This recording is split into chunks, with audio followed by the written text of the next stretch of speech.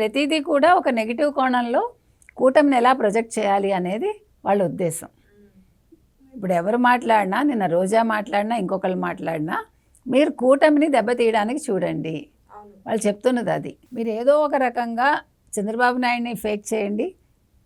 ఆ తర్వాత వాళ్ళు ఇస్తున్న ఇప్పుడు తల్లికి వందనం ఇవన్నీ కూడా అందట్లేదని ప్రచారం చేస్తున్నారు, చేయమంటున్నారు. కాబట్టి వాళ్ళ ఉద్దేశం ఏంటంటే, ఇంత అప్పులు అయిపోయాయి, 10 లక్షల కోట్ల అప్పుల గురించి వాళ్ళు మాట్లాడటలే.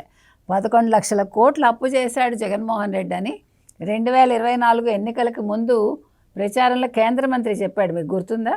వైజాగ్లో ఆయన మీటింగ్లో చెప్పాడు, అవునా?